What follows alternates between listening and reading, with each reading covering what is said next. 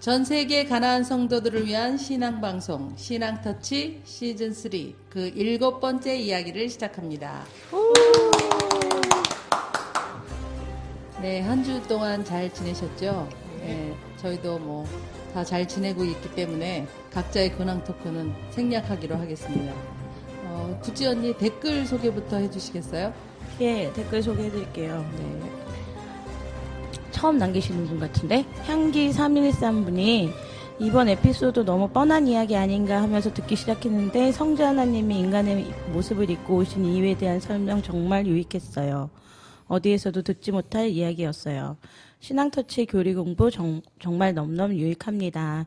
어디서도 이렇게 교리 공부할 수 없는데 저에게 담비와 같은 방송입니다. 감사합니다. 라고 남기셨어요. 네, 감사합니다. 네, 근데 저도 성육신 그 부분은 네네. 좀 임팩트 있었어. 어떤 부분이 임팩트 있었어요?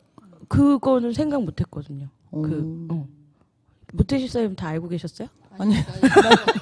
그거 저거라고 얘기하지 말고. 아, 그게 아니라, 인성을 입고 오신 예수님이, 하나님이 어떻게 공중 권세를 뺐냐, 이거에 대한 얘기가 되게 임팩트 있었거든요. 생각 못했고, 한 번도 못 들어봤거든요. 그레뉴님이 간만에 운영에 도움되실까 의견 제안합니다. 남는 캐시 일정 기간 지나면 어차피 사라지는데 같은 에피소드는 하나는 무료, 하나는 유료로 올리시면 팟캐 운영에 도움이 되실 것 같습니다. 양들의 침묵 같은 방송은 그리하고 있어요. 참고해보세요. 라고 하셨어요. 유료. 이게 무슨 뜻인지 난 몰라서. 아, 정말. 캐시. 저거 뭐 쌓이잖아요. 이거 들으면. 네. 캐시가 쌓이는데 나는 유료로 한다 그래서 그게 무슨 득이 되는지 모르겠더라고. 아마 올해까지일걸요? 나 잘 모르겠는데 팟빵에서 방송을 들으면 10분당 1캐시가 쌓인단 말이에요. 네, 맞아요. 근데 이 캐시가 일정 기간이 지나면 그냥 소멸이 되는 없어져요. 거야. 네. 그러니까 이제 같은 에피소드로 올리되 하나는 유료로 하나는 무료로 하면 이제 캐시로 계산을 하는 그 유료 서비스, 유료 방송은 조나단한테 가는 거지. 200원, 300원. 아, 진짜? 그러니까 이제 저 댓글 보내주신 분이 그레늄님이 어차피 없어지니까 그러니까 이제 이런 걸 아는 사람은 유료를 선택해서 듣겠지. 준치로님, 굳이 연예인을 공인이라고 부르려면 KBS 소속 연예인은 가능합니다. KBS는 한국방송공사 즉 KBS 소속 연예인 공공기관 직원이기 때문에 공인이라고 부를 수 있는 거지요. 지금은 KBS 소속 연예인은 한 명도 없지만요. 이제 연예인들 공인이라고 얘기하는 것 때문에 이렇게 말씀하신 것 같은데. 그러니까요. 예. 뭐 이런 잣대로 치면, 뭐 연예인은 공인 아니에요. 그렇죠. 예. 그 다음에 스투피드님이 제 댓글이 소개돼서 좀 깜놀했습니다. 댓글상 논의가 된다면 좀 더 보충글을 드리려고 했는데, 방송을 통해 글의 본뜻과 좀 다르게 답을 주셔서 한편 아쉽습니다. 네, 오늘은 저희가요, 민주주의 국가에서 기독교가 타락하는 그 과정을 살펴보면서 또 오늘날 우리 교회가 가지고 있는 문제점을 다시 좀 찾아보려고 그러는데요. 민주주의 국가 하면 대표적인 나라가 미국이죠. 그래서 그렇죠. 우리가 이 미국의 기독교를 다시 바라보는 그 관점을 우리 구찌 언니가 조사해 오셨죠? 예, 제가 조사했습니다. 네, 조사해 온 거 발표해 주세요. 그러니까 제가 조사하면서 느꼈던 거는 우리가 알고 있던 게 참 많이 다르구나 라는 건데 일단 미국 하면 우리가 청교도인들이 세운 나라잖아요. 그렇게 알고 있죠. 예. 네. 근데 이제 청교도인들은 이제 하나님 앞에서 그러니까 뭐 예를 들어 코람데오라는 의식을 가진 신령한 삶을 살기 위해서 그들의 삶의 모든 영역이 몸과 마음, 영혼 모두 빠짐없이 하나님께 바쳐져야 한다라는 의식을 갖고 살았던 부류들이에요. 네. 그래서 이런 부류들이 메이플라워를 타고 미국에 건너와 플리머스 항에 내린 분리주의자들, 우리가 퓨리티라고 하죠. 네. 그죠? 영국 국교회랑 네. 분리되고 싶었던 사람들이 초창기 멤버들이었죠. 네. 개신교 멤버들, 개신교. 개신교보다는 물론 개신교였죠. 근데 이제 그 분리주의자가 그러니까 분리주의자가 가톨릭에 대한 분리주의자들이 아니라 영국 국교회와 관계돼서 영국 국교회와 자기들은 좀 다른 다르다. 신앙관을 갖고 있었던 사람들을 가르쳐서 퓨리탄 그러니까 청교도주의자들이라고 불렀고 그들이 뉴잉글랜드 그래서 거기 미국을 처음에는 뉴잉글랜드라고 불렀던 이유가 새로운 영국이라는 네네. 뜻이잖아요. 네. 그래서 그 사람들이 영국으로 건너가서 이제 미국으로 나라를 미국으로 시작하고 건너. 된 거죠. 예. 네. 예.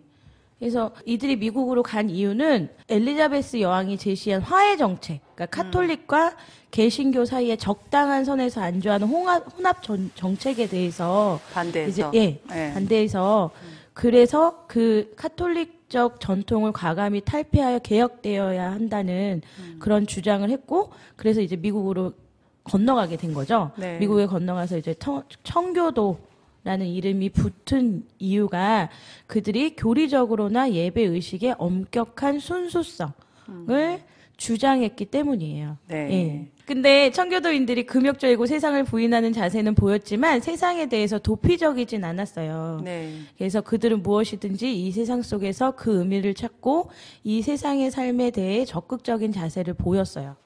예. 그러니까 조금 초기의 청교도인들은 우리가 좀 얘기하고 있는 그 신앙을 많이 따랐던 것 같아요. 예. 교리적으로 제대로. 그쵸. 네. 근데 그들이 이제 자신들을 인간의 상태를 개혁하고 개선해야 할 역할을 맡은 자로 생각을 했고, 그렇기 때문에 이제 미국이라는 나라를 건립을 할 때는 정말 좋은 의도로, 좋은 의도로 건립을 하게 됐는데, 네. 미국이 점점 세속화될 수밖에 없었던 이유는, 건국의 아버지들이라고 하는 그 토마스 페인, 토마스 제퍼슨, 그 다음에 벤자민 프랭클리가 미국의 이제 건국의 아버지라고 해서 네. 항상 언급이 되는데 이들이 실상은 그렇게 기독교적이지는 않았다는 거죠. 아, 예. 그 사람들이. 예. 근데 이제 이런 거는 있어요. 우리가 세계사 시간이 아니니까 네.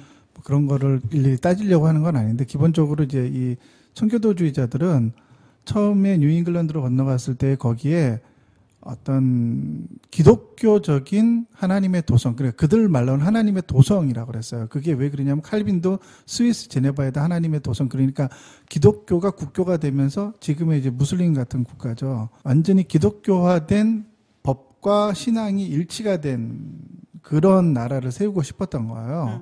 그러니까 청교도들도 사실은 미국으로 건너갔을 때 뉴잉글랜드에 건너갔을 때 거기서는 이제 그런 꿈이 있었다는 거죠.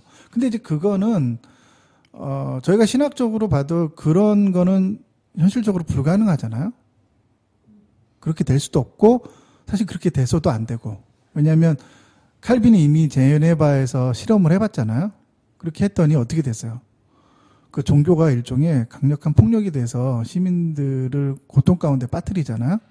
그러니까 아무리 그걸 순수한 의도로 한다 할지라도 일반 나라나 국가를 기독교 국가로 만들 수는 없는 거죠. 예, 그 프란시스 세퍼나 아브라함 카이퍼도 그런 거는 성경적이지 않다. 기독교 국가가 어디 있냐. 법치주의 국가는 있어도 기독교 국가는 없다. 이런 이제 얘기를 했으니까 퓨리탄들도 그런 꿈이 있었지만 실제로는 그렇게 되진 않죠. 다른 생각을 갖고 있는 정치적인 그런 사람들에 의해서 건국을 하게 되는 거죠. 계속. 그래서 이제 초창기 뉴 잉글랜드 정착민들에게는 그들이 건설한 국가의 시민이 되는 거는 하나님 나라의 시민이 되는 것과 동일한 의미를 부여를 했고요. 네. 그 사이에 뭐 어떤 갈등이나 긴장 같은 게 없었단 말이에요. 네. 그런데 인구가 늘어나면서 이제 출발은 보스턴 지역에 인구가 밀집되면서 이제 교회 안에서 처음에는 청도교인들이 회심이 없는 자를 교인이라고 인정을 안 했는데 그런데 이제 인구 밀집이 되면서 교회로 많은 사람들이 오게 되고 네. 그러니까 이제 회심 부분을 검증할 수가 없어? 그러니까 아니 슬쩍 넘어간 거지. 그쵸. 그러니까 두리뭉실하게. 회심 부분을 그렇게 중요하게 생각하지 않은 거예요. 예, 그러면서 서서히 이제 좀 세속화되기 시작했어요. 그래서 중생의 여부와 관계없이 품행이 단정한 모든 사람들에게 교회가 개방이 되게 된 거예요. 예, 그러니까 듣다 보니까 우리나라랑 그쵸, 또 비슷한데? 비슷하죠? 아니 근데 그 시대 자체가 야만의 시대였잖아요. 무법천지였으니까 그렇죠. 그때에는 법이라는 게 작동을 안 하던 시대였으니까 교회나 국가나 이런 걸 세울 때 일반 시민으로서 모범적인 도덕적인 삶과 시민의식이 있는 사람이면은 그 사람도 교회 일원이 될 수 있다라고 하는 이런 기본적인 도덕관념을 가지고 이 교인들을 교회에서 받아들이는 자연스러운 문화가 생긴 거죠. 그 이상하다고 지금 생각할 수 있지만 그 당시로서는 그게 좀 상식적으로 보일 수도 있죠. 그 사람들한테는 그게. 예. 뭐 상식적인지는 잘 모르겠어요. 상식적이라기보다 그냥 자연스럽게 그렇게 된 거라는 거죠. 네, 그러니까 이게 긴장이나 갈등을 통해서 이루어진 게 아니라 굉장히 자연스럽게 이렇게 넘어가게 됐어요.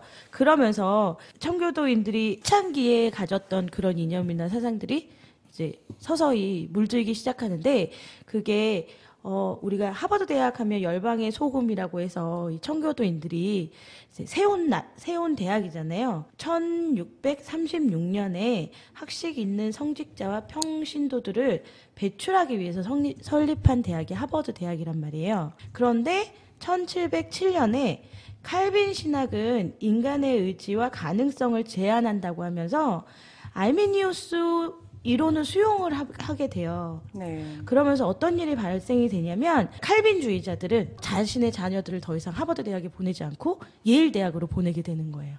예, 이런 식으로 이제 하버드 대학이 서서히 또 세속화가 되는 거죠. 원래의 네. 색깔을 잃어버리고. 근데 여기서 아니, 알비니안 세속화대가 됐기보다는 학문의 정당이 된 거죠. 그렇죠. 대학이 된 거지. 대학, 근데 종합대학이. 일반 대학. 세속화라는 게 제가 이러면서 세속화라는 단어를 찾아봤어요. 네. 세속화라는 게 꼭 이렇게 부정적인 의미가 있는 게 아니라 세속화의 정확한 의미는 종교의 권위가 미치는 범위가 서서히 감소하는 걸 세속화라고 한단 말이에요. 그렇죠. 네. 예. 예. 그러니까 이제 하버드가 세속화가 된 거죠. 예. 종교의 범위가 미치는 게 서서히 점점 줄어드는 거죠. 감소되는 같은 말이에요. 종합대학이 된 거예요, 그냥. 네. 학문의 정당. 예, 학문에 전달이 됐어요. 이렇게 됐는데 알미니안주의를 제가 보니까 알미니안주의가 하나님의 절대적인 주권을 거부하고 인간의 잠재력이 하나님의 주권을 덮는 주의 이렇게 해야 되나? 그러니까 이게 굉장히 중요한데요. 미국이라는 나라가 칼빈주의나 청교도들에 의해서 하나님의 절대적 주권을 강조하던 그런 처음에 이념들이 있었어요. 그런데 어느 시점에서부터 알미니안주의가 들어오면서 인간의 의지와 인간의 결정이 더 중요한 관점이 된 거예요. 그러면서 급속하게 사회 자체가 전체가 구조 자체가 세속화되어 가요. 그러니까 모든 영역들이 종교로부터 떠나서 독립되게 되는 거죠. 그래서 종교의 영향을 받지 않게 되는 역할을 했던 게 뭐냐? 알미니안주의란 말이에요. 근데 우리가 이거에 대해서 잘 몰라요, 한국 사람들은요.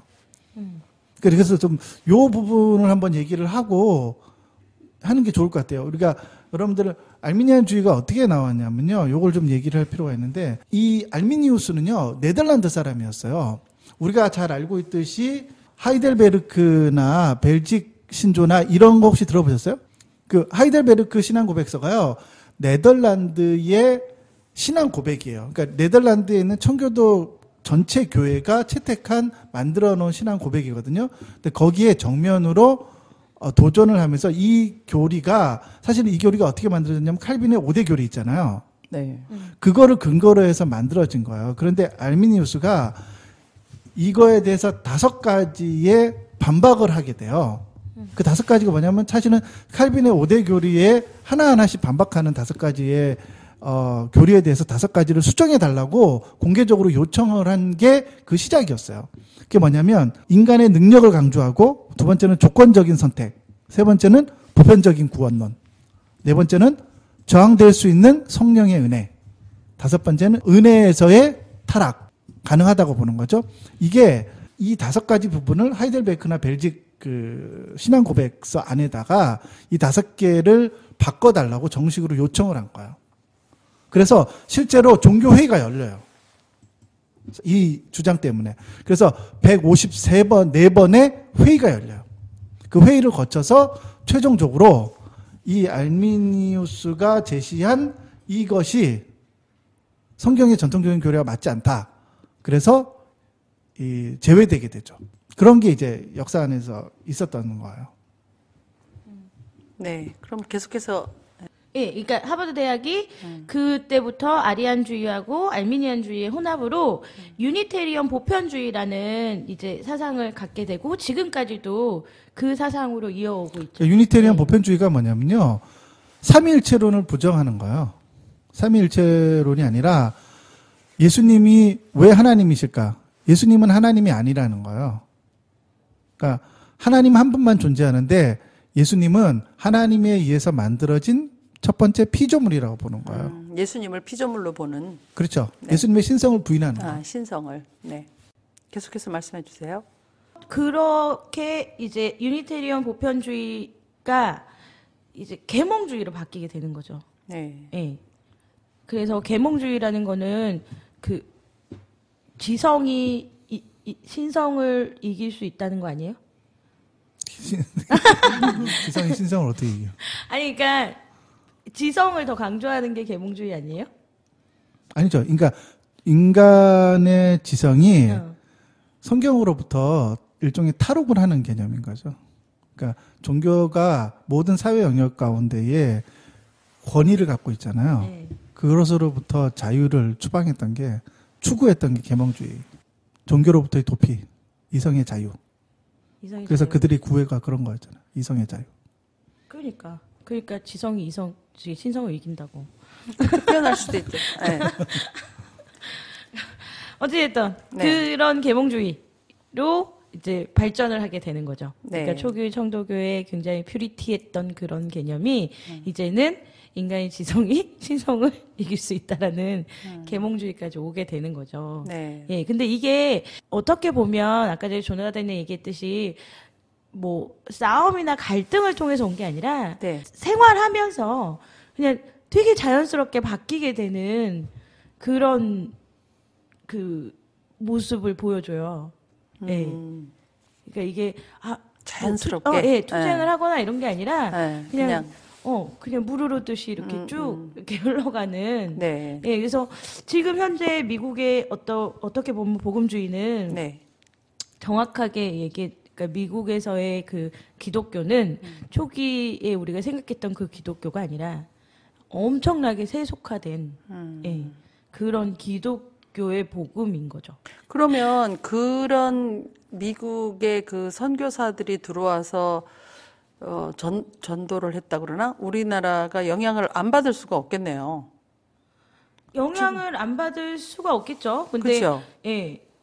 근데 지금 뭐 보면 제가 처음에 얘기했듯이 이 미국을 어떤 제도로 만들고 국가로 만들었던 사람들 자체도 그렇죠. 예. 반기독교적이고. 정확히 예. 기독교인의 그 교리나 아니면 사상을 가지고 있었던 사람들이 아니니까. 예. 그러니까 우리한테 왔던 선교사들도 조금 영향이 있긴 있겠죠? 아닌가요? 정리를 좀 할게요. 네. 그러니까 이게 초대에 이 기독교가 만들어지는 과정에서요. 네. 처음에는 칼빈주의라고 하는 이 퓨리타니즘을 대표하는 이 사람들에 의해서 교회가 만들어지고 그 사람들을 중심으로 이 사회가 꾸려졌어요. 근데 네. 이제 사회가 발전하면서 많은 사람들이 섞이게 되잖아요. 네덜란드 사람도 올라오고 아일랜드 사람들, 잉글랜드 사람들, 유럽의 사람들, 각종 모든 사람들이 섞이게 되면서 점점 이제 대학도 그렇고 사회 전반적인 분위기가 기독교나 하나님의 신성, 그러니까 교회를 부정하거나 기독교를 부정하지는 않았어요. 네네. 왜냐하면 그게 건국 이념이기도 하기 때문에. 네. 그렇지만 신학적인 흐름 자체가 어떻게 바뀌냐면 알미니안주의가 들어와요. 우선은. 그래서 그 알미니안주의라는 게 어떤 거냐는 것을 우리가 알 필요가 있어요. 네. 그 알미니안주의가 들어와서 알미니안주의랑 무엇이 합쳐지게 되냐면요. 아리안주의. 아리안주의랑 이 두 가지가 합쳐지면서 급속하게 기독교 그러니까 전체적인 사회가 기독교부터 떨어져 나가죠. 그 떨어져 나갈 뿐만 아니라 기독교 내부적으로도요. 네. 아주 심각한 부패가 일어나요. 알미니안주의를 아는 게 핵심이에요, 사실은. 그러니까 기독교 현대 복음주의, 그러니까 20세기에 나타난 이 복음주의 운동이라고 하는 거대한 복음주의권 안에 있는 이 사고방식과 세계관이 네. 왜 이런 식으로 갖게 됐는지에 대한 전반적인 흐름이 알미니안주의를 이해하지만 복음주의를 이해할 수가 있는 거야. 그러니까 알미니안주의는 뭐냐면요. 그러니까 칼빈의 5대 교리 안에서 핵심적인 게 뭐냐? 그러니까 칼빈의 5대 교리나 칼빈의 핵심적인 기능에 반대를 했던 게 뭐냐면요. 인간의 의지로 구원을 선택할 수 있다고 봤던 사람들이 뭐냐면 알미니안주의자들이에요. 그 들어보면은 그것이 맞을 수도 있겠다 이런 생각을 하게 돼요.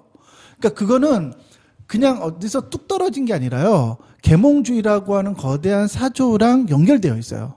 인간의 의지가 강조되잖아요. 네. 그러니까 모든 것은 하나님의 구원의 전폭적인 하나님의 선택이고 무조건적인 선택이다라고 하는 칼빈주의 교리에서 왜 그것이 하나님의 주권적인 선택만 있냐는 거죠. 하나님의 선택도 있지만 네. 거기에 인간이 선택할 수 있는 영역도 분명히 있다는 거예요. 그리고 그 알미니안주의의 영향을 가장 많이 받은 대표적인 사역자가 누구냐? 그게 웨슬리예요. 그래서 웨슬리의 사역이 성공적으로 이루어지잖아요. 그 성공적으로 이루어지는 게 뭐냐면 웨슬리가 구원을 당신의 선택이라고 강조했기 때문이에요. 그래서 지금 감리교회에서도 한국에 있는 감리교회에서도요. 인간의 선택을 굉장히 중요하고 생각해요. 근데 이것은 어디서 많이 들어보지 않았나요? 우리나라의 대부분의 빌리 그레암, 그 다음에 조영규 목사, 그 다음 우리나라의 대표적인 목사님들이 설교할 때 다 그렇게 하시잖아요. 나의 선택. 그렇죠. 복음, 그러니까 예수를 선택하라 그러잖아요. 예수를 받아들이라고 말하고 예수를 인간이 선택해서 수용하고 결정할 수 있는 영역으로 말하잖아요. 네. 근데 복음주의자들도 알미니안주의는 아니라고 말해요. 네. 자기들은 알미니안주의를 따르지 않는다고 말하면서도 실제 사역에서는 그렇게 말하잖아요. 그러면 그 복음주의권 안에 있는 대부분의 사람들이 그런 영향을 받는데 이것이 어디로부터 시작했냐는 거죠. 역사를 타고 올라가 보면 이때부터 이미 나온 거고 그 전반적인 문화들이 미국 문화 안에 스며들어 있는 거예요, 사실은요. 그러니까 미국의 복음주의라고 하는 것은 거대한 알미니안주의의 신학을 기초로 한 복음주의인 거죠. 근데 우리가 그거를 본받으려고 하고 있잖아요. 아니, 본받는 게 아니라 실제로 본받았죠. 그래서 우리나라는 그렇죠. 우리나라의 복음주의 대표 주자이든 홍정길 목사님, 하영조 목사님, 네. 누구죠? 이동원 목사님. 이동원 목사님, 지금 김동원 목사님도 마찬가지예요. 네. 이분들이 전부 다 자기 스스로를 복음주의권 안에 있는 사역자들이라 그래요. 그런데 이분들은 자기들은 칼빈주의자들이라고 말해요. 네, 말은 그렇게 하고. 말은 그렇게 하지만 실제로 신학과 설교에서는 네. 알미니안주의적인 설교를 한다는 거죠. 그렇죠. 그래서 그 미국의 역사가인 조셉 하루투니안이라는 분이 이런 말을 했어요. 예전에는 신앙이 하나님 중심이었고 네. 예전에는 무엇을 하든지 하나님께 영광이 되지 않는 것은 항상 악한 것이다 라고 했지만 지금은 인간의 행복으로 이끌지 않는 것이 무엇이나 악하다고 여기고 그리고 인간의 행복의 원천을 하나님께로 돌린다는 것은 있을 수 없는 일이며 전에는 인간의 선은 궁극적으로 하나님을 영화롭게 하는 일로 이루어져 있었지만 지금은 인간에게 좋은 것들이 하나님께도 영광이다 라고 생각하며 산다는 거죠. 예전에는 사람들이 하나님을 영화롭게 하기 위해서 살았지만 지금은 하나님이 사람을 섬기고 있다. 라고 얘기를 했어요. 근데 이 말이 지금 딱 맞는 것 같아요. 근데 그 와중에 미국에서 대각성 운동이 일어나지 않은 건 아니에요. 네. 예, 그러니까 뭐 길버트 테넌트, 그러니까 윌리엄 테넌트라는 아들인데요. 이 윌리엄 테넌트가 왜 중요하냐면 이분이 통나무 학교라 그래서 여기서 이제 교리를 가리키고 이랬던 분인데 이 학교가 나중에 프린스턴 대학이 된단 말이에요. 예, 그래서 이제 이 길버트 테넌트가 이제 기독교가 이제 시민 종교화가 된다는 것에 대해서 이제 대각성 운동이 일어나고 그리고 나서 그 후에 이제 조나단 에드워드나 아니면 우리 저번에 했던 그 부흥사 누구죠? 찰스 피니. 네, 찰스 피니나 네. 이런 사람들이 또 대각성 운동, 복음주의 운동이 일어나기는 하는데 근본부터가 그러니까. 근본부터가 잘못되니까 네. 이 운동이 그렇게 뿌리채 흔들 만한 영향력을 끼치지는 못했다는 거죠. 네. 네, 우리 교회도 한국 교회가 이런 걸 알아야 되겠네요. 이런 자세한 내용을 이런 거에 대해서 생각해 보지 않지 않아요? 우선은 이런 거를 이제 큰 그림을 좀 그려보면요. 네. 그러니까 이 알미니안주의가 처음에는 들어왔는데 알미니안주의는 그리스도의 신성을 부인하지는 않았어요. 아리안주의가 부인했대요. 그렇죠. 근데 그 아리안주의가 뭐냐? 그거는 3세기 때 나온 거예요. 아리안주의라고 하는 건요. 아리우스라고 하는 사람에 의해서 만들어진 거예요. 처음에요. 네. 이 사람은 3세기 사람이에요.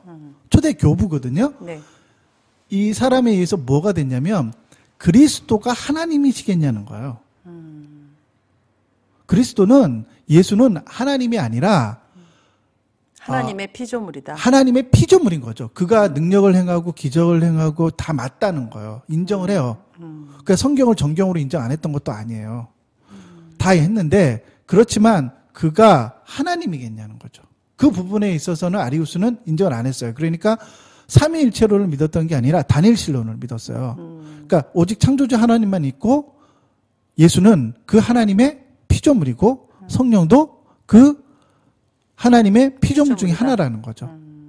이런 관점을 가지고 있었어요. 근데 이제 왜 이런 얘기를 하냐면요. 알미니안과 아리우스가 만나게 되면서 그것이 그냥 그러니까 이유도 없고 앞뒤 문맥도 없이 그냥 만난 게 아니라 초기 건국될 때에 미국이라는 사회가 만들어지는 과정에서 기독교가 퓨리탄이라고 하는 칼빈주의자들의 이 사람들이 갖고 있었던 생각에서부터 그것을 수용하고 그것을 받아들이는 게 아니라요. 그것하고 일종의 절충안을 만들어낸 거예요. 완전히 그것으로부터 나아갈 수는 없었죠. 근데 그러니까 이제 교회 안에서 우선 알미니안주의가 들어오고 그런 다음에 초대 건국을 주도했던 사람들도 기독교인이었어요. 네. 그럼 그 사람들이 기독교인이 아니었냐? 아니, 기독교인이었다고요. 다 기독교인이었는데 그들은 그 칼빈주의와 이 일반적인 시민사회에서 절충안을 만들어낸 거예요. 일종이에요. 그게 뭐냐면 아리안주의라는 거예요. 그러니까 일종의 계몽주의적인 커다란 흐름. 네. 그 다음에 이 교회에는 칼빈주의자들, 그 중간에 있었던 정치 지도자들은 이 두 가지를 융합해야 되잖아요. 네. 그렇잖아요? 네. 그렇다고 해서 일반 사회까지 칼빈주의를 받아들이라고 요구할 수는 없었어요. 그렇지만, 그러니까 중간에서 선택한 게 뭐냐면, 알미니안주의적인 관점, 인간의 의지가 강조되죠? 그런 관점에서 다시 이런 일반 사회의 모든 사람들을 수용할 수 있는 어떤 대안이 뭐냐? 그게 아리안주의라는 거예요. 예수를 하나님으로 인정을 안 하는 거예요. 그럼 하나님을 부정했냐? 그렇지 않다니까요. 무신론자들이 아니에요, 이 사람들은요. 네. 그러니까 하나님은 인정하지만 예수가 하나님이라는 거는 인정을 안 하는 거죠. 그런 이제 알미니안과 아리우스가 이제 약간 혼합되면서 그러면서 이제 기독교가 미국에서 이런 식으로 만들어지게 된 거예요. 흐름이. 그러니까 보세요. 이러한 영향을 받은 미국의 복음주의자들의 신학이 흘러서 우리나라에 들어오게 됐죠. 네. 그러면 자연스럽게 어떻게 됐냐면 그래서 우리나라의 복음주의자들은 그리스도 중심의 신학을 가르치지 않아요. 그리스도의 신성도 부인하지 않아요. 그리스도가 삼위일체론을 믿잖아요. 네. 우리가 삼위일체론을 믿는데 그 사람들은 그리스도의 신성, 성육신에 대해서 신학적으로 설명할 수가 없다니까요. 사실은 그게 아리안주의예요. 그렇지만 이 사람들은 대놓고 우리가 아리안주의 이렇게 말하지는 않아요. 말하지는 않는데 그게 왜 중요한지도 가르치지는 않는 거예요. 그러니까 그게 일종의 그런 미국의 거대한 문화의 흐름 안에서 영향을 받은 복음주의권 운동들이 한국에서 계속해서 영향을 받고 있는 거예요. 사실은 그러니까 한국의 복음주의자들은 표면적으로는 칼빈주의라고 말하지만 알미니안주의 설교를 하죠. 네. 그리고 실제로 설교를 계속해가는 과정에서는 그리스도를 중심으로 한 성경 해석을 안 하잖아요. 왜 그럴까요? 중요하게 생각하지 않았으니까. 그게 미국의 복음주의자들의 초창기 아리안주의의 영향을 받은 사고방식이 그게 교회로 그대로 넘어와서 한국에 정착이 있는. 그러니까 한국 사람들은 그게 왜 그런지도 잘 모르는 거예요. 그러면서 자연스럽게 그런 문화가 만들어지게 된 거라는 거죠. 흐름이 큰 흐름은 이렇다는 거예요. 네. 그러니까 결국은 엄청난 영향을 받은 거죠. 그렇죠. 당연히 그럴 수밖에 없겠어요. 거기서 그대로 보고 따라하고 또 거기서 선교사들이 오고. 네. 그러니까 우리는 뭐 자연스럽게. 그렇죠. 그러니까 처음부터 제대로 된 교육을 받지 못한 거야. 우리가. 그러니까 네. 처음부터 우리도 미국 얘기를 한 이유가 그 미국계 그대로 우리한테 들어왔기 때문에. 그렇죠. 그래서 그래서 뭐 아까 전에 조나단이 얘기했듯이 우리 지난번 방송에서 난 성육신 이런 건 제가 태어나서 처음 들어본 그렇죠. 부분이거든요. 예. 근데 그런 부분들을 그나마 들을 수 있었던 설교들이 있긴 있었는데 우리나라에서 배척당하지 않아요? 좀 그러니까 김성수 목사님 설교도 많은 네. 목사님들이 싫어하잖아요. 그렇죠. 싫어하죠. 근데 김성수 목사님 설교는 오로지 예수님에만 네, 집중되어 풀죠. 있잖아요. 네네. 성경을 다 네. 그렇게 되어 있는데 목사님들이 그거에 대해서 거부하잖아요. 심지어는 듣지 못하게도 하고. 네. 예. 그런 게 그들이 배웠던 거하고 다르기 때문에 그냥 잘못됐다라고 생각하는 건가요? 아니면 이거 좀 얘 센데? 이렇게 생각하는 건가? 뭘까요? 근데 기본적으로 우리 한국의 사역자들은 철학이 없는 거죠. 그러니까 신학이라는 게 철학적인 사유 위에서 행해지는 거잖아요, 설교가. 네. 근데 이제 그 철학적인 기반이 없는 상태에서 설교를 하게 되는 거죠. 그러면 결국은 할 수 있는 건 뭐냐? 도덕적 설교를 하게 되는 거야. 그러니까 미국이 그렇게 알미니안주의를 받아들이고 나서 간 방향이 뭐예요? 도덕주의적인 설교를 하게 된 거잖아요. 네. 그래서 그렇게 나와요. 그 미국 사회에 필요한 교양이 있는 시민들을 만들어내는 역할로서의 공장의 역할을 수행했던 게 뭐냐면 교회가 그 역할을 했던 거예요. 왜냐하면 거기는 기독교가 국가의 종교였잖아요. 네. 건국 이념이기도 했었고. 네. 그러니까 그 사회에 필요한 교양 있는 사람을 만들어내는 곳은 교회가 그 역할을 했던 거예요. 그러니까 교회는 도덕적 설교를 해야 되는 게 맞는 거예요. 근데 그게 어느 순간에 그냥 툭 튀어나온 게 아니라는 거예요. 그런 이제 과정을 겪어서 만들어지게 되었다. 이제 그런 거죠. 그럼 이제 저희가 실용주의적 복음주의에 대해서 좀 알아볼게요. 실용주의적 복음주의에 대해서 우리 루피 친구가 조사해 왔죠? 네, 실용주의적 복음주의 하면 제목에서 거의 짐작을 하실 텐데 기독교의 어떤 실용성과 효용성, 효과 이게 얼마나 뭔가를 발휘할 수 있는가 어떤 결과에 초점 맞춰진 그러한 양상이 기독교에 물들어 있다는 거죠. 그래서 이런 부분을 한번 살펴보도록 하겠습니다. 특히 미국에서 실용주의적, 복음주의의 뿌리를 잠깐 살펴보면요. 그 역사에서 1차 대각성에서 조지 위필드랑 조나단 에드워즈가 그 대각성 운동을 주도했죠. 근데 이때는 사람들을 그리스도에 대한 신앙으로 초청을 하고 그리고 교리에 대한 명료한 선포를 통해서 이 일을 잘 행했어요. 그래서 칭의나 어떤 그런 교리 부분에서 훼손되는 일이 없었고 그럼에도 불구하고 사람들은 자신을 헌신하고 또 예수님을 주로 받아들이는 그런 믿음의 고백들이 순수하게 잘 일어났었거든요. 근데 그 후에 2차 대각성 때 우리가 예전에도 살펴봤던 그 찰스피니나 아니면 나다니엘 테일러와 같은 이런 사람들이 이제 주도하면서 변질되기 시작했습니다. 잠깐 말씀드리면 부흥에 대한 개념을 어떻게 보냐면 수단을 올바로 사용한 것. 그 이상은 아무것도 아니다라는 개념이죠. 어떤 부흥을 하나님의 관점, 하나님의 나라의 그런 역사가 아니라 그냥 인간이 어떤 수단을 제대로 사용해서 그 효과가 잘 발휘돼서 나오면 그게 부흥이다라고 얘기를 하는 거죠.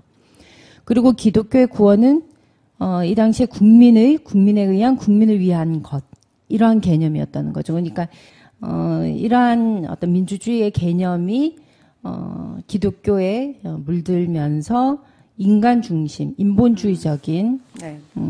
걸로 변화됐다는 거죠. 그리고 회심은 회심에 대한 개념도 올바른 방법을 찾아서 사용하는 데 달려 있는 거라고 생각을 했던 겁니다. 그러니까 회심을 하나님의 전적인 어떤 주권 앞에서 우리의 항복, 우리의 마음의 돌이킴이 아니라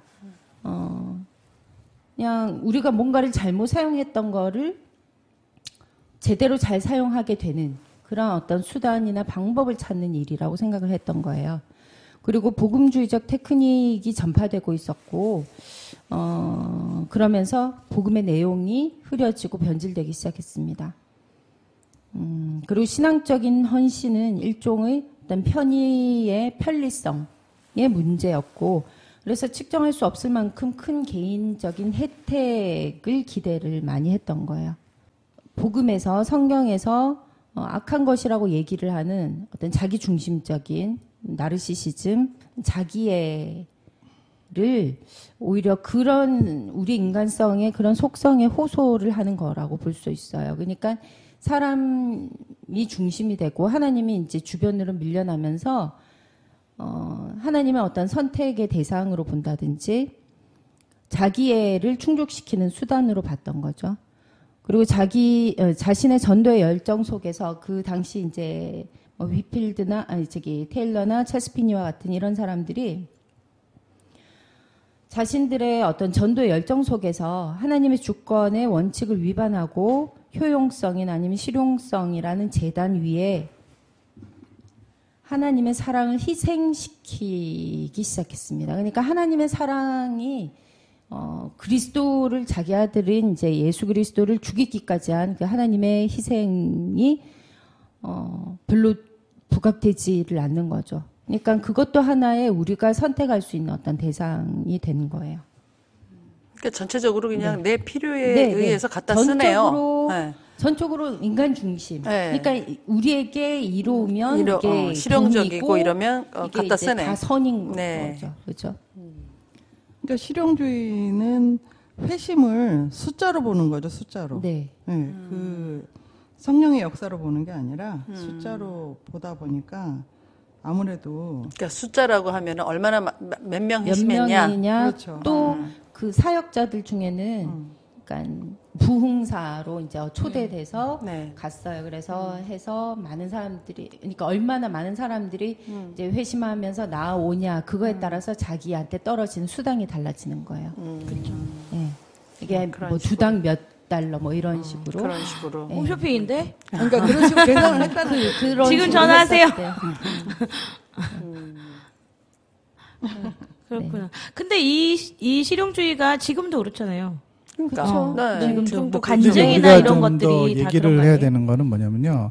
미국에서 어떻게 교회 안에서 그다음에 사역 안에서 실용주의적인 사고 방식의 실용주의적인 어떤 방식이 구체화되면서 나오게 됐느냐는 거죠. 그 부분을 우리가 좀 더 얘기를 해봐야 돼요. 왜냐하면 결국은 그런 실용주의적인 영향을 받은 그러한 복음주의적인 사역 기술들을 우리나라의 온누리교회가 가장 앞장서서 수입한 거잖아요. 우리나라 특별히 대형 교회들이 그런 것들을 이제 수입해다 썼어요. 실적에 목회적인 방법론들을. 이제 미국에서 어떻게 그런 실용주의가 나오게 됐는지에 대한 얘기를 좀 했으면 좋겠어요. 시대에서 원하는 거와 맞물리는 게 아닌가요? 그러니까 소비자들이 원하는 자본주의 가치관과 종교적 소명이 서로 맞아 떨어지면서 숫자에 연연하는 그런 어떤 마케팅? 그러니까 이 교회가 대형화되면서 그러면서 이런 문제들이 자연스럽게 물든 거 아닌가. 어때요? 그건 지금 어떤 결과로 나오는 거고 지금 조나단님이 얘기하시는 건 어떻게 시작이 됐냐 그거 그렇죠. 얘기하시는 거죠. 어떻게 시작이 됐어요? 1차 대각성 운동에서 2차 대각성 운동으로 넘어가는 그 과도기에서 그리고 이제 초기 청교도들의 종교개혁 신앙으로부터 미국이란 국가를 세운 국부들의 이신론, 아까 우리가 봤던 그 알미니안주의랑 아리안이 합쳐지고 하는 그 가운데 같이 이제 변질이 됐던 거예요. 그리고 칼빈주의자들은 하나님의 은혜에 죄인이 절대적으로 의지해야 한다고 선포하였으나 알미니안주의자들은 좀 더 자립적이며 도덕주의적인 신학을 설파하였다. 그러니까 여기서 자립적이라는 건 결국에는 하나님으로부터도 자립해서 내가 주도권을 갖고 내가 결정하고 선택하는 그러한 태도를 취하게 된 것 같아요. 그러다 보니까 이제 그 사회를 이끌어가기 위해서는 도덕성을 강조하면서 도덕주의적인 신학을 설파할 수밖에 없었고요. 근데 네. 제가 보기에는 이게 실용성이라는 게 그 말이 주는 의미 자체가 뭐라고 해야 되지? 굉장히 효과적인 것을 얘기하는 거잖아요. 그렇죠. 그러니까 결국 그러니까 실용적인 복음주의가 됐다는 거는 결국은 교회 성상밖에는 맞물려질 수밖에 없는 것 같아요. 그렇죠. 그러니까 교회가 예전에는 작았던 교회들이 커가면서 이제 테크닉이 굉장히 중요하게 된 거죠. 그렇죠. 왜냐하면 소비자들이 오니까 이 소비자들의 욕구를 충족을 시켜줘야 되고, 그러기 위해서는 우리가 교리나 전통보다는 테크닉이 더 중요하게 된 거죠. 그런 거 아닐까요? 그래서 여기 보면 교육이라는 그 말 대신에 교회라는 말을 끼워 넣으면 실용주의, 복음주의가 왜 됐는지가 알 수 있다는 거죠. 예. 그러니까 교육 대신에 교회를 넣으면 교회 하면 실용성이 우선이죠. 그래서 지금도 보면 목사님들이 일단 데려와 무슨 전도 초대잔치 뭐 이런 거 하잖아요. 그쵸. 뭐 새신자 초대잔치 뭐 이런 것도 하고, 이런 게 다 실용성 아닌가요? 솔직히? 예. 그러고 이제 첫 번째 대각성 운동에서는 강조점이 하나님께서 우리를 위하여 무엇을 하셨는가 거기에 있었다면, 두 번째 대각성 운동에서는 사람이 무엇을 할 수 있으며 무엇을 해야만 하는가 거기에 초점이 맞춰져 있다 보니까 이제 여러 가지 그런 스킬들이 들어오게 됐다는 거죠. 그렇죠. 근데 그거는 제가 앞서 얘기했듯이 이게 알미니엠주의에서 뭐였더라 아까 전에 유니테리언 보편주의에서 계몽주의까지 가면서 그렇죠. 이게 그냥 자연스럽게 네. 그 습득된 거죠.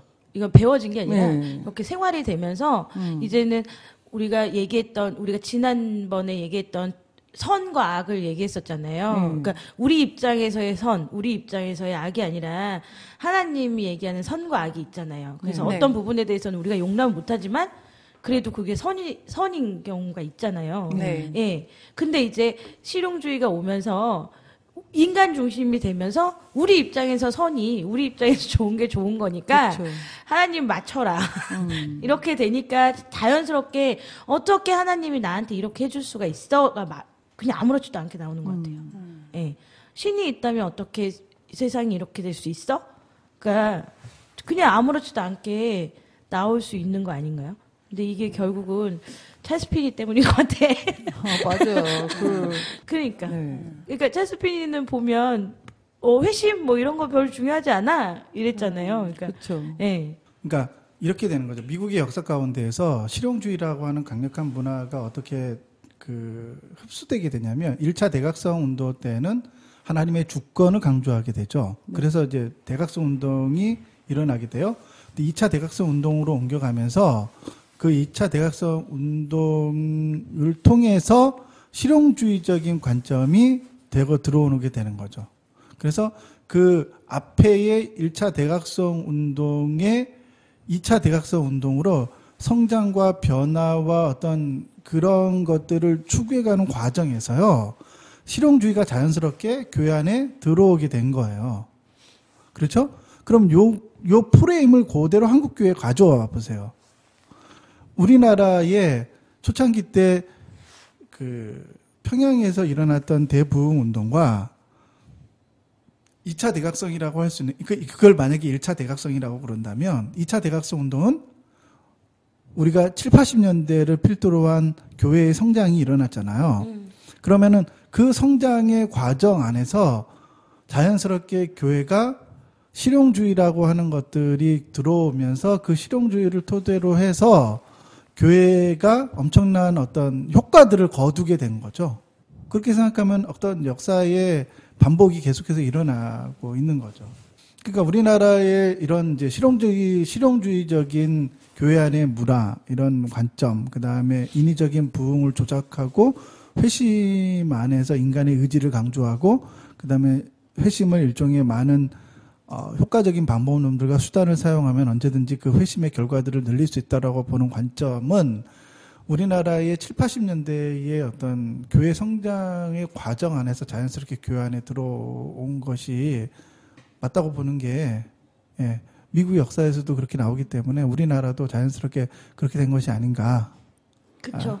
그러니까 이거 미국의 역사를 보면 미국의 어떤 그 부흥이라고 해야 되나? 하여튼 그런 역사를 보면 우리나라가 똑같이 행하고 있어요.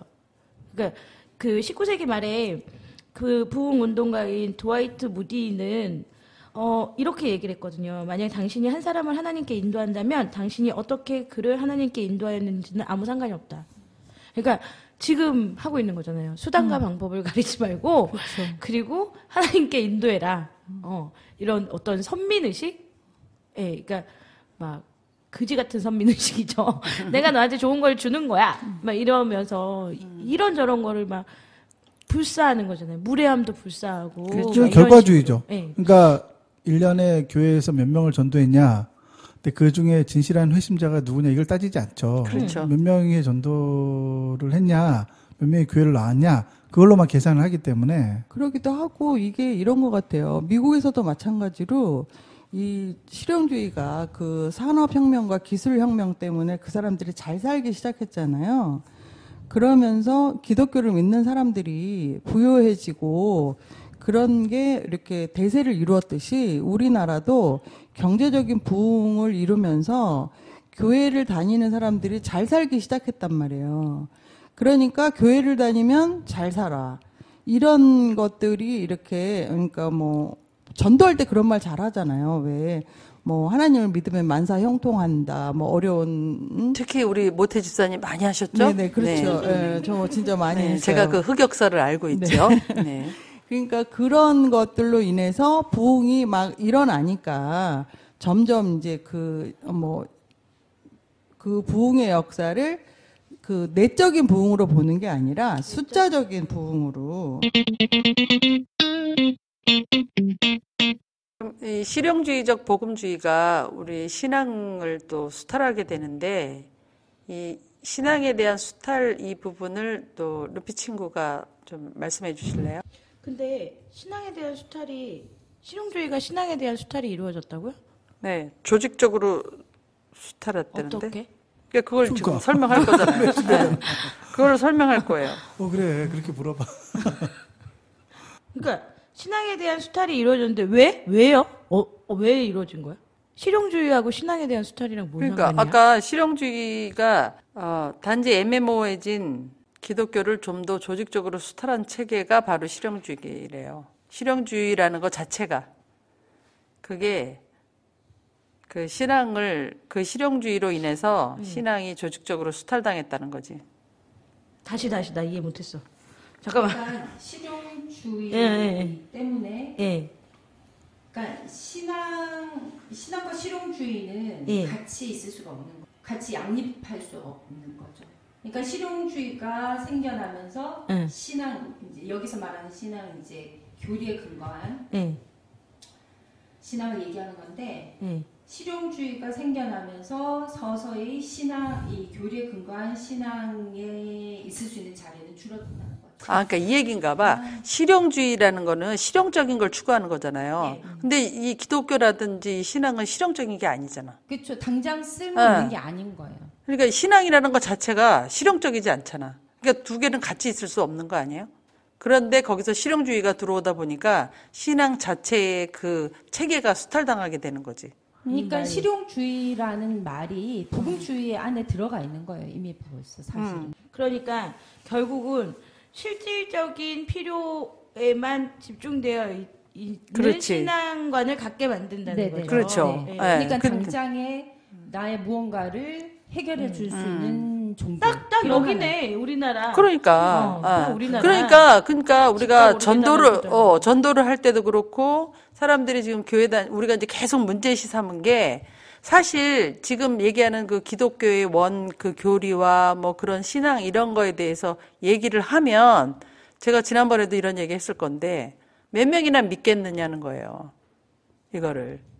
기독교를 제대로.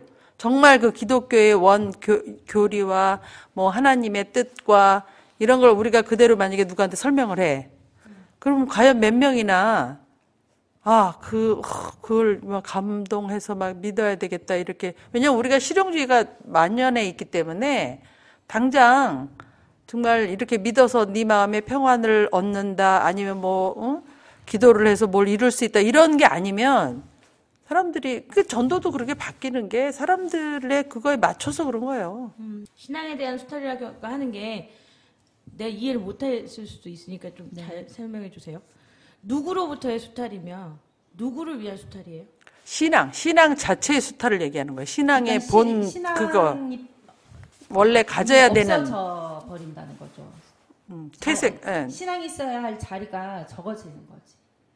그러니까 신앙을 수탈한다는 거예요? 네, 네, 신앙에 대한 수탈이? 네. 그러니까 나는 다르게 이해를 해서 우리 교회에서 수탈 당하잖아. 이 수탈이란 말 때문에 그럴 거야 아마. 아니 그것도 맞아. 그것도 맞는 거죠. 그래서 신앙이 수탈당하잖아요. 그래서 그 신앙을 추구하는 사람들도 수탈하는 거고, 예, 그 신앙을 추구하는 사람들을 매트릭스에 다 가둬놓고 이 전기를 빼듯이 수탈을 계속 하는 거야. 착취라고 생각해도 근데 되고. 그 착취의 과정이 착취. 아무도 착취나 그 사람들은 수탈이나. 자기가 착취당하고 있다고 생각하지 않아요. 안 하죠. 네. 안 하죠. 왜냐면 바로 해결해 주잖아. 목사님이 와서 그러니까. 바로 이렇게 안수 기도해 주잖아. 근데 안수기도 해준다고 그게 이루어지지 않잖아. 그냥 마음의 안정감이 오잖아. 사람들은 그걸 엄청 중요하게 생각해. 그렇죠. 그럼. 내가 한번 그것도 어느 목사님이냐. 그럼.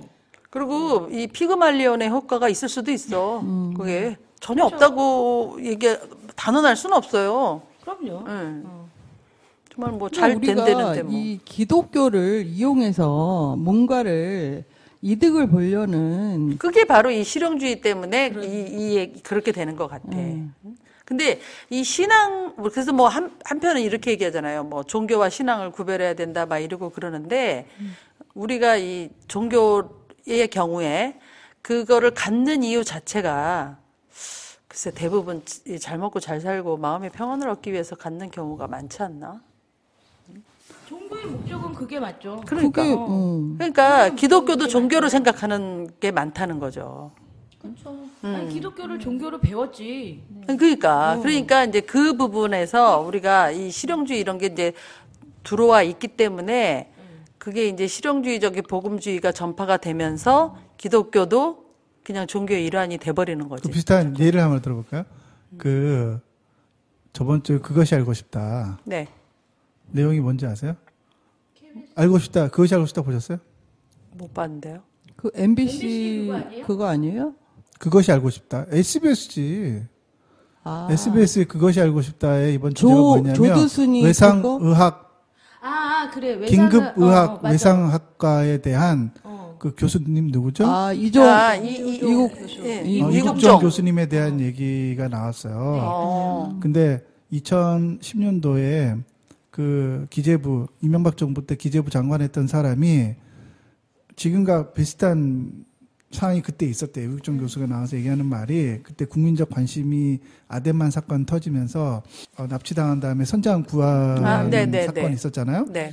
그 사건 이후에 국민적 관심이 있어서 외상의학과에 대한 지원을 해주겠다고 했는데 기재부에서 뭘 하는지 아세요? 기재부에서 실용적 평가를 한 거예요. 이게 얼마의 자본을 투입하면 얼마의 결과가 나오냐는 거를 적합성 판정을 했는데 적합성 판정이 안 나온 거예요. 근데 그러니까 외상의학과라는 것 자체가 이 실용주의적 관점으로 보면 안 보면 안 된다는 되죠. 거. 물론 그렇지. 이 사회는 실용주의적 관점으로 해야죠. 자본의 입력과 투입과 결과가 있어야 되지만 사람의 목숨까지 외상의학과는 그렇게 그러면 하면- 안 된다는 네. 거예요. 그러네요. 이국종 교수가 하는 말이 그런 관점으로 이것을 해결하면 안 된다는 거예요. 이거는 기본권과 관계된 문제이기 그렇죠. 때문에 그렇죠. 이게 의료보험이 제하여주고 그 의료보험 때문에 의사가 지금 이 사람을 살릴지 말지를 결정해야 되는데 이 제품을 쓰면은 이 몇 cc를 쓰면은 이거는 의료보험이 되고 안 되고 이 사람이 죽으면은 이 제품은 병원에서 감당을 해야 되고 이런 식으로 조항이 짜지게 되면은 이게 실용주의적 관점인 거예요. 그렇죠. 그렇죠. 근데 거기에는 실용주의를 쓰면 안 되는 거예요. 그러겠죠? 근데 이제 기재부에서부터도 그런 식으로 해서 결국은 이 구조적인 이 문제가 생긴 거예요. 그러니까 이게 지금 지원금이 200억, 300억 준다고 해서 이국종 교수가 하는 말이 그게 추가된다고 해서 이 문제가 해결되는 문제가 아니라는 거예요. 그러니까 우리가 이제 신앙 안에서도 비슷한 문제가 있는데 신앙이라는 것 자체가 이게 실용주의라고 하는 물론 교회를 운영하는 거는 실용주의적 그러니까 교회 건물을 운영하는 거는 실용주의적 관점으로 봐야 되는 거죠. 왜냐하면 그런 거 그거 관리 못하면 저기 뭐요 지금 분당에 막 부도 나가지고 건물 날아가는 교회들 되게 많아요. 계산을 해가지고 몇 명이 모일지 계산하고 그래서 했는데 뭐 500억씩 투입하고 1000억씩 투입했는데 뭐 사람들이 안 모이면 어떻게 해요? 건물 날아가는 거죠. 그렇죠. 근데 이제 우리가 신앙함 그러니까 하나님을 신앙하는 그 신앙함 안에는 실용주의가 들어오면 안 되는 거죠. 그렇죠. 그러니까 진리와 테크닉을 구분하지 못하는 시대인 거지 지금이. 그 이제 신앙함이라는 게 뭐냐면 예수를 믿는 회심, 죄, 회개, 구원 이런 부분에까지도 실용주의가 들어오는 게 맞냐는 거야. 근데 우리는 지금 실용주의적인 사회로 살아가는데 이런 부분들까지 실용주의가 들어오는 것에 대해서 아무런 거부감을 갖지 않는다는 거죠. 누구도. 신앙함을 하기 위해서는 실용성이라는 게 포기돼야 되는 부분이잖아요. 그렇죠? 네. 그렇죠. 그러면 교회라는 어떤 로컬은 포기돼야 되는 부분인 거죠. 저는 그렇게 이해하지 않았고 왜? 신앙의 그 교리를 받아들이거나 그 신앙의 내용에서는 실용주의가 들어가면 안 되고 그 외에 무슨 교회를 운영한다든가 무슨 식당을 뭐 어떻게 한다든지 이런 거는 실용적으로 해도 된다. 난 그렇게 근데 이해했는데. 그러니까 그게 맞는데 저도 그렇게 이해를 했는데 문제는 실생활에서 네. 내가 목사예요. 네. 그리고 로컬을 갖고 있어요. 그런데 교리에 대해서 정확하게 가르쳐주고 우리가 지금 얘기하듯이 이렇게 가르쳐주면 500명 중에서 50명밖에 안 남아. 맞아요. 그러면 이걸 운영을 안 되잖아. 아, 그러니까 이거는 이제 이미 교회가 큰 상태에서 얘기하면 안 되고 반대로 원래 그렇게 하면 이제 크게 안 됐었겠죠. 그러니까 우리처럼 이렇게 시작하는 데만 적용하는 건가 봐. 아니 아니죠. 왜 이해가 안 돼? 그걸 포기까지도 해야 된다는 그러니까 거예요. 그래서- 그걸 포기해야 된다는 아니, 거잖아. 네. 본인이 생각해봐. 아니 가족을 실용주의적 관점으로 생각하는 그런 미친 사람도 있죠. 왜 근데 그래? 그러니까 그러면 내 가족, 비난을 봐봐. 받는 내가 거죠. 자식을 키우는데 실용주의적인 관점으로 하면은 얘는 낳지도 말아야 되고 얘 학원도 보내면 안 돼요. 공부도 시키면 안 돼요. 일을 보내야 되는 거야. 돈이라도 벌어오라 그러고 한 푼이라도 벌어와야지. 그러니까 우리가 기본적으로 상식적인 안에서 상식적인 사안 안에서는 자식과의 관계에서는 실용적이지 않잖아요. 물론 그것이 학원을 보내고 무슨 특별히 강남 학원을 보내냐 어디를 보내냐 유학을 보내냐 이런 부분에 실용적인 관점이 들어갈 수 있죠.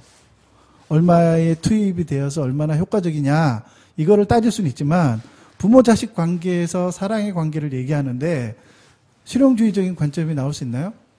그런 사람도 있죠. 그래서 뉴스에 나오고 욕을 먹잖아요. 그리고 자식도 버리잖아. 부모도 버리고. 그게 그런 실용적인 문화에 물들게 되면은 당장 내 이익과 상관없으면은 철륜도 저버리게 되는 거죠. 신앙도 그런 거랑 비슷하다는 거죠. 그러니까 신하고의 관계가 하나님과의 관계가 이게 실용적인 관점으로 이게 해석이 되냐는 거지. 그런 식으로 관점을 가지면 안 된다는 거죠. 그러니까 하나님과 나의 관계는 실용적으로 해석은 안 되죠. 당연히. 네. 그런데 내가 얘기하는 거는 이게 공동체로 모였을 때 그 리더가 이걸 실용성을 버릴 수 있냐는 거죠. 그렇지. 그렇게 해야 된다고 얘기하는 그렇게 거죠. 해야 된다고 그쵸. 말하는 거잖아 지금. 그래야 된다는 거예요. 그렇게 해야 된다는 그걸 거지. 포기를 해야 된다는 거예요. 그렇죠. 그죠. 근데 네. 포기가 되면, 그러니까 내가 얘기하는 거는 지금 포기하지 않은 목사들이나 리더들이 그냥 도처에 있는 거잖아요. 그쵸. 그렇죠. 예. 이 실용성이라는 그거를 가지고. 음. 근데 이게 이게 과연 포기가 될까? 포기하는 사람도 있어요. 아, 그래요? 그런 부분을 감당하고 아니요, 아, 그렇게 개인적- 해서 가나안 교회도 지금 그 뉴스에도 나왔잖아요. 가나안 아니, 교회도 가나안 많고. 교회는 교인이 포기한 거죠. 그치. 아니요, 그렇게 해서 또 세웠잖아. 그렇게 교회. 그러니까 그 교회가 가나안 교회가 우선 세워지려면 그러니까 사역자들이 자기 월급 안 받아야 돼요. 맞아. 그게 그러니까 이게 예, 사역자들이 그렇게 세워졌잖아요. 예. 우선 실용주의적 관점을 벗어나야지. 예, 내가 여기 벗어났잖아. 그쵸. 내가 여기서 월급을 받는 직장이다 이런 생각부터 버려야 돼요. 음. 자, 그럼 이런 진짜 문제들에 대한 진짜 해결은 어떻게 해야 될까요? 보통 이제 테크닉이 중요한 시대잖아요. 네. 일단 방법, 뭐뭐 하는 법 이런 게 요즘 흔하게 언급이 되는데 그런 테크닉 중심의 전도는 청중들을 회심시킬 수 있도록 조직되어야 하는 관용으로 삼는 것이 잘못되었다는 걸 알아야 되는 거예요. 네. 예. 일단 그런 인식이 먼저 받쳐져야 되고요. 그리고 이제 그런 테크닉 중심의 전도가 하나님을 이 세상을 만들어 놓긴 놨지만 별로 상관이 없는 나한테 이익은 주고 그냥 별로 간섭은 하지 그쵸. 않는 예. 그냥 뭐 그냥 있는 신 그 개념이 잘못되었다는 인식을 또 해야 되는 거죠. 그렇죠. 예. 예. 그러니까 제가 보면 제가 요즘에도 많이 느끼고 있고 저한테도 막 가끔 막 이렇게 막 보이고 막 이런 게 이게 세속적 인본주의라고 해서 내가 너무 중요한 거지. 내가 이 땅에 살면서 하나님을 믿는 것도 너무너무 중요하고, 그리고 이 땅에서 행복을 추구하며 사는 것도 너무너무 중요하고, 그리고 나와 연결된 모든 사람들이, 이익을 받는 것도 너무 중요해요. 그러니까, 이런 사람들은, 아까 우리 누누 얘기했듯이 조나단이, 하나님은 너의 생사화복에 그렇게 관심이 없어 하는 순간에, 화를 내고, 솔직히 그 말도 믿지 않을 것 같아. 그리고 성경은 우리의 인간의 생사화복을 얘기하고 있지 않다라는 걸 먼저 인정을 해야 되는 거예요. 그걸 받아들여야지 이걸 시작할 수 있거든요. 근데 그 부분을 받아들이지 못하면 그냥 계속 그 실용성을 못 놓는 거예요. 그쵸. 네. 근데 나는 계속 제가 처음에 방송을 들었을 때부터 지금 제가 방송을 하고 있지만 계속 느끼는 게 뭐냐면 왜 그거에 대해서 얘기를 안 해줘요? 아니 우리가 하나님을 믿고 이러면 하나님이 어떤 백분율을 봤을 때 100이라고 본다 그러면 20% 30% 믿고 목회를 하는 게 아니잖아. 안 믿고 사역자들이 하나? 기본적으로 실용적인 관점을 갖고 있는 거죠. 왜냐하면 실용주의는 신앙도 수탈하지만 그 신앙의 주체인 그 사람도 수탈해야 되기 때문에 만약에 생사복과 관계되어 있지 않다고 말하면은 무슨 방법으로 그 사람을 착취할 수 있겠어요? 뽑아내려면 그럼 결론적으로 그들은 하나님을 안 믿는 거야? 하나님 믿는다니까. 왜 하나님 안 믿어요? 하나님 존재하시는데 근데 존재를 그 믿는 믿음- 거지 신앙하지는 않잖아. 그 사람들이 믿는 하나님의 모습이 성경에서 말하는 하나님이 아니잖아요, 사실. 아니에요. 그들은 진실하고 정직하고 아니 그 사람들의 순수하다니까요. 성향을 얘기하는 게 아니라 누가 그 순수성에 대해서 그쵸, 내가 그걸 뭐라 얘기하는 그랬어? 게 아니라. 그럼 문제는 딴 거를 믿고 있으니까 그렇지. 그러니까 다른 거라는 어. 거죠. 다른 하나님이라는 거죠. 결국에는 그렇지 않나요? 아니에요. 아니에요? 똑같은 하나님을 믿는데 그런다고? 교리가 같을 수도 있고 우리의 믿음이 같을 수 있어요. 응. 그런데 그들이 실용주의적인 문화에 푹 빠져 있으면 그것이라고 인식을 못하게 되면은요, 그냥 그렇게 사는 거예요. 그러면 우리가 그러니까 이런 방송을 할 필요도 없네. 교리가 다를 수밖에 없네. 그러니까 결론적으로 그들은 하나님을 안 믿는 거잖아. 결론적으로. 어. 아니, 믿지, 왜 안 믿어? 그러니까 왜 그렇게 그렇게 얘기할 얘기해? 수는 없다는 거지. 조나단은 계속 얘기하는 게 뭐냐면 안 믿는 건 아니지만 그렇게 실용주의에 빠져 있으면 자기가 그런 줄도 모르고 그런 짓을 하는 거지 안 믿는다라고 얘기할 수는 없다는 거지. 하나님을 믿기는 믿되 방법이 틀렸다고 그래야 되나? 하여튼 그렇게 얘기를 해야지 저 사람은 하나님 믿는 사람이 아니야 이렇게 치부할 수 없다는 얘기 같은데요. 근데 실용주의 때문에 하나님에 대한 인식, 성경에 대한 관점, 교리에 대한 인식 이런 게 다 뒤틀려지는데요. 그러니까 이제 봐봐. 내가 알고 있었던 하나님이란 말이야. 이런 분이. 근데 누군가가 와서 그런 하나님이 아니야. 하나님은 너에 대해서 쥐뿔 관심도 없어. 이렇게 얘기하는 순간 이 사람이 아 그래? 옳다구나 이러고 계속 믿음 안에서 간다고? 계속 신앙한다고? 실용주의는 존재론적 질문을 던지는 게 아니라요. 다시 얘기할게요.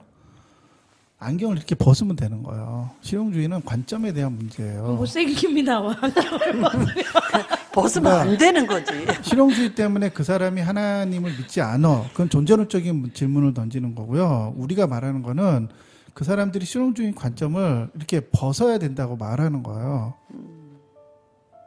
그러니까 실용주의는 관점의 문제이기 때문에 그 신 자체를 믿는다 안 믿는다까지 얘기할 수 있는 부분은 아니다 이런 것 같아요. 그러니까 맞아요? 안경을 벗었을 때 내가 바라봤던 거기가 그 모양이 아니잖아. 그러니까 이제 그러니까 비유를 한다면 안경을 벗어야 된다는 거지. 그 잘못된 실용주의의 안경을 벗고 제대로 봐야 된다는 거지. 그러니까 이거랑 다른 부분의 질문이기 때문에 일단은. 근데 그 그렇긴 말 한데. 자체는 나는 전혀 실용적이지 않다라고 하는 전제가 깔려 있잖아요. 그러지 않다니까. 아니 그렇죠. 우리도 그렇지 그래. 않죠. 그렇지 않은데 이게 그들과 우리의 차이점은 우리는 그걸 안다는 거고 그렇지만 알아도 우리는 그렇게 살고 저기 계시잖아요. 실용주의의 데모님. 우리 살아요 그냥. 근데 그들은 그런 것도 의식하지 못한 채 그냥 그것이 옳다고 생각하는 거고 그 차이만 있는 거예요. 내가 안경을 썼을 때하고 안경을 벗었을 때를 그 차이를 알아요. 내가 안경을 썼을 때는 이렇게 뭐 세모나게 보였던 게 안경을 벗고 나니까 네모로 보여. 뭐 예를 들어서 내가 생각했던 그 모양이 아니란 말이야. 뭐 그래도 가는 거고 어떻게 보면 이런 사람들은 안경을 안 벗어봤잖아. 안 벗어봤잖아요. 예. 벗으면 아마 죽을걸? 벗었을 때 이 사람들이 계속 믿고 갈지 아니면 쓰고 아니 이건 아니야라고 쓰는 순간에 하나님 안 믿는 거지. 그렇죠. 모태 집사님도 하나님 안 믿는 사람이에요? 모태 집사님은 그냥 인식하고 계시잖아요, 그래도. 가끔 썼다가 벗었잖아요. 저는 너무 괴로우면 쓰고 나는 할만하면 그래서 먹고. 빨간 약 먹었다가 파란 약 먹었다가 오로지 또 관념 속에 살기 때문에 그리고 매트리스 그 문을 하나 만들었어요. 그래서 거기 들어갔다 나왔다 왔다 갔다 해요. 그냥. 네, 실용주의의 데모님 어떻게 생각하세요? 지금 다 얘기했잖아요. 그렇게 들락날락. 난 실용주의를 떠난 지 오래돼서 나도 기억이 가물가물해요. 그때 내가 그렇게 살았었나? 나도 기억이 가물가물하거든요. 예. 일관성 없이 살고 있다니까요. 일관성 없이. 아니 그러니까 근데 저는 낙이 없어 낙이. 일관성 없이 사는 게 그게 맞다고 봐요. 어느 순간이 될 때까지는 조나단이 이제 실용주의 벗은 지 하도 오래돼서 자기 가물가물하다라는 여기까지 오기까지는 우리가 그쵸. 과정이라는 게 있잖아요. 그러니까 일관성 없이 근데 살 그 수가 과정이 있어. 평생 걸리는 것도 좀 문제 아니에요? 그거 개인의 문제니까 그거에 대해서는 평생을 그 과정에 왈가왈부 있어. 하고 싶지 않지만 아이큐랑 나는 상관이 있는 건가? 나는 그 조나단이 얘기한 같은 하나님을 믿고 있다라는 부분이 조금 아니라는 거죠. 다른 하나님으로 하죠 그럼. 아니 그게 아니라 아니지 않냐는 거죠. 네, 아니지 그러니까 않니? 아니지 않지 않는 걸로 네. 그냥 그런 게 선민의식이야. 아, 그럼 난 빌어먹은 선민의식을 갖고 있구나. 예. 이거 듣는 사람들도 무지하게 헷갈릴 것 같아. 그러니까 자꾸 안 듣잖아. 네, 그리고 어떻게 들으면 되게 기분 나쁠 것 같아. 니들이 그럴 것 뭔데? 같아. 뭐 어쩌라고 그래서. 그러니까. 막. 저것들은 맨날 까기만 하고 뭐 그러니까 흉이나 보고 하나님의 뭐. 도성은 어디에 있냐고. 아니야 까는 것도 목사나 교회 까주면 좋은데. 그러니까 이제 우리가 다 언제부터 싸잡아서 이제 성도를 까기 시작했잖아. 그러니까요. 네, 청취자 여러분 들으시면서 많이 헷갈리시고 답답하시고 그럴 수도 있는데 또 저희가 이렇게 문제를 던짐으로써 여러분들이 다시 한번 생각하게 하는 그런 시간이 됐으면 좋겠습니다. 또 궁금하신 거는 댓글로 남겨주시고요. 오늘 방송 여기까지 하겠습니다. 수고하셨습니다. 수고하셨습니다.